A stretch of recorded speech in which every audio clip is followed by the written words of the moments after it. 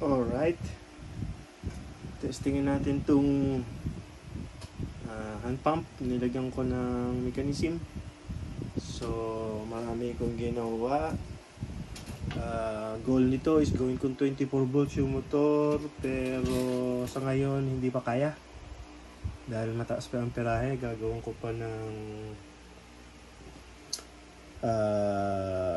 pulley dito, reducer or something sa gear kasi medyo mataas pa ampere. So ang power supply ay itong aking bench power supply. Kaya nito hanggang 24 ampere hanggang 60 volt, pero nakaset siya ng 24 volt at 20 ampere.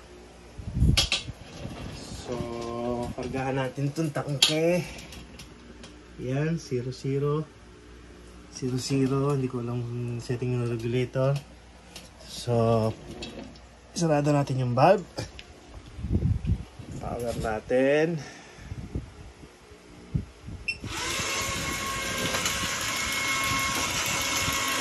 Ngayon natin kasi nakagay siya. Nakatakpo yung motor ng 2 ampere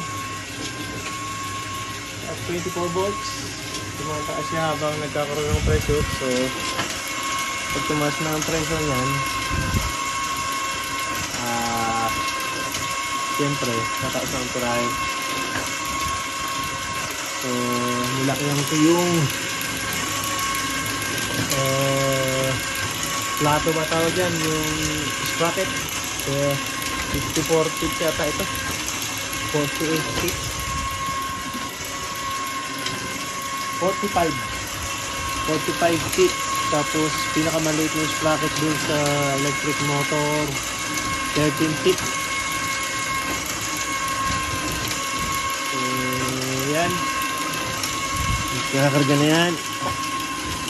Siyempre sa una i-build up muna ng pressure yan.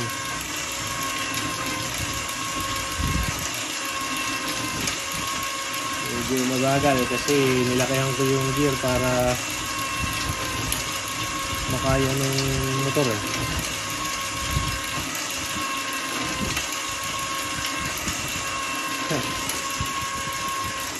Prototype, titibayan ko pa ito, hindi pa final.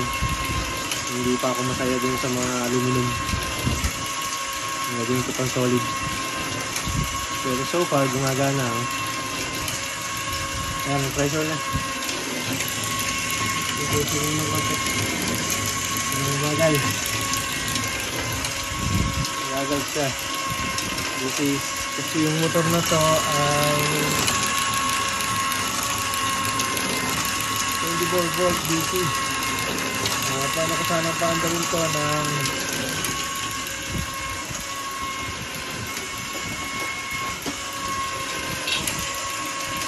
pinitan ko sana nito pang power tools. Marami ganito pero darating tayo doon. I-figure out ko lang yung gear para lumakas yung force niya pababa.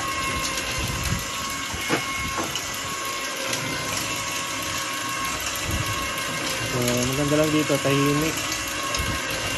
Tapos nakukontrol ko din yung speed nito.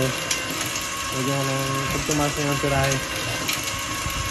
So ganyang pressure, pababa almost 5 ampere at 24 volts. Ang taas na. Ayan, nagkakarga na.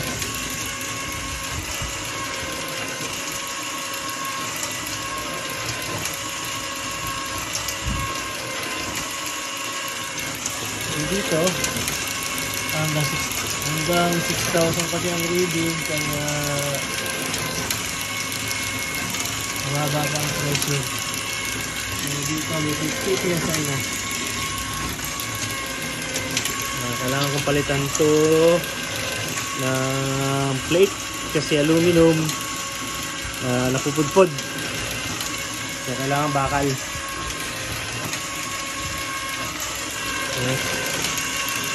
May bearing din yan. Medyo napaluwang po yung ano ko, play ko, kaya tumatagilid ng konti. So, i-improve natin yan.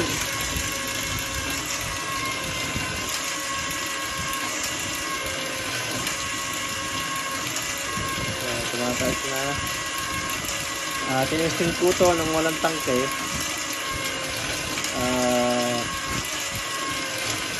Maabot siya ng 3,000 PSI. 3,000 PSI plus mag-trip na kasi mag-over amperes na dun sa power supply. Okay, bababa 6 to 7 ampere at 1,000 PSI.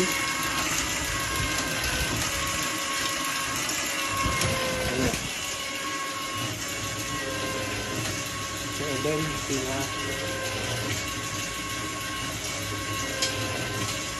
900.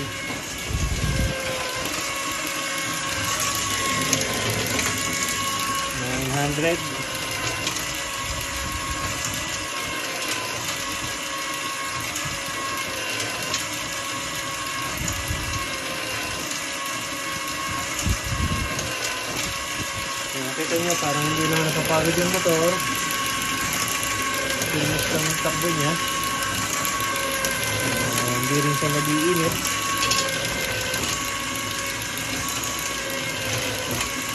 Pero nakikita ko napupudpud yung aluminum dito. So ayun o, mayroon na lemon. So kailangan palitan ng steel plate to. Steel plate.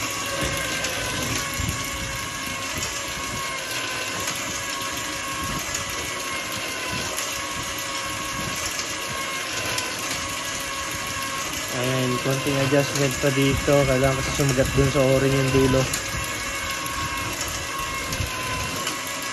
Konting adjustment pa.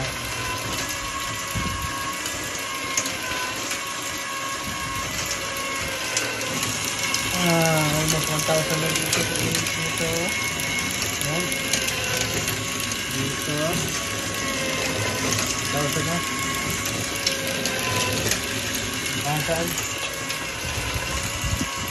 So, wala na exercise to.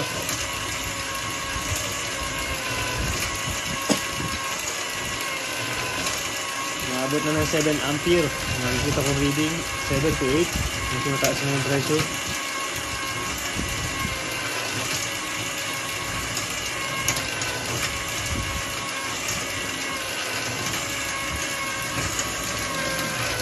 So, tagilid. Kailangan katibayan pa at napiting yung mga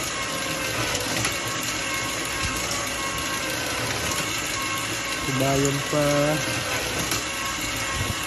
at hapitin tong konti itong kadena. Medyo malawag siya.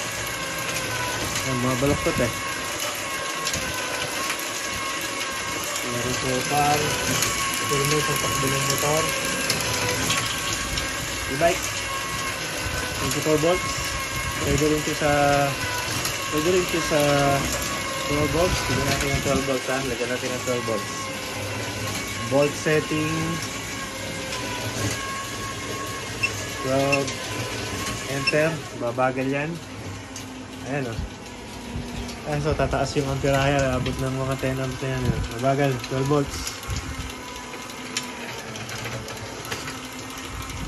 12 volts yan. 12 volts, maabot siya ng 8 ampere. 12 volts. Full na full. So, mabagal siya, meron 12 volts. 9 amps. Balik natin sa 24. Reset. 24. Enter. Ayan.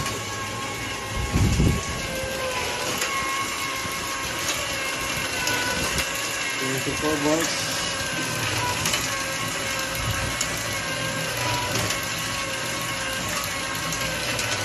Agan lang natin ang mga 2,000.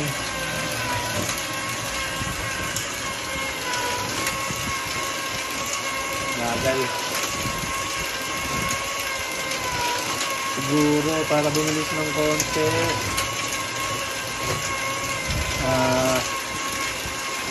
kasi plano ko pang lagay pa ng isang gear pa dito eh.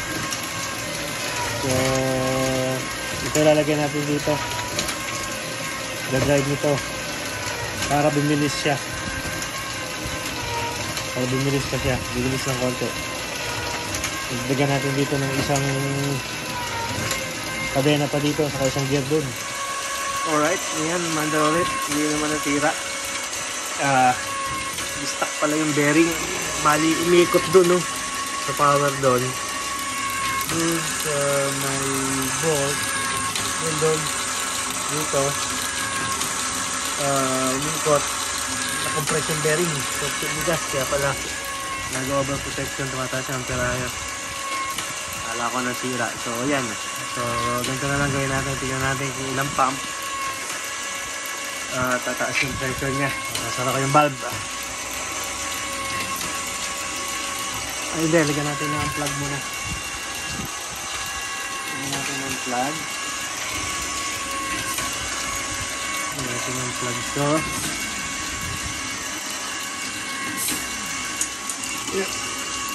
Isang kamay, hirap.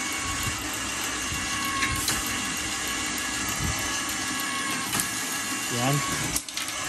Plug, sara natin yung valve. Okay, sara.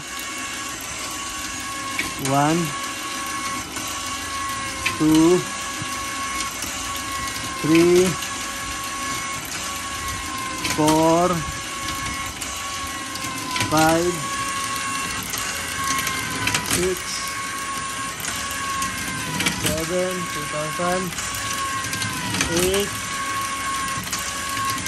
925,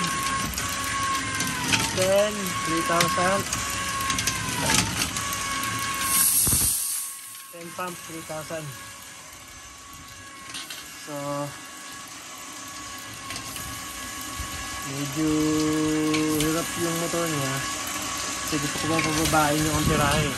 Normal amperahe niya tumatakbo, dapat is 1 ampere lang nakikita yun. Pagbaba 2 amperes, normal yan. Pero pag may pressure na siya, siyempre tataas yung amperahe, umaabot siya ng hanggang 15 ampere sa 3,000 PSI. So pababain natin yan, na gagawa pa tayo ng gear dito. So gabugin din natin to, hindi rin ako masaya, especially ito, hindi pwede yung aluminum na to kasi napupudpud dun sa bearing, dun sa umaandar na yun, napupudpud. So palitan natin yan. So at least yan o, DIY 24 volt. Pwede palang lagyan ng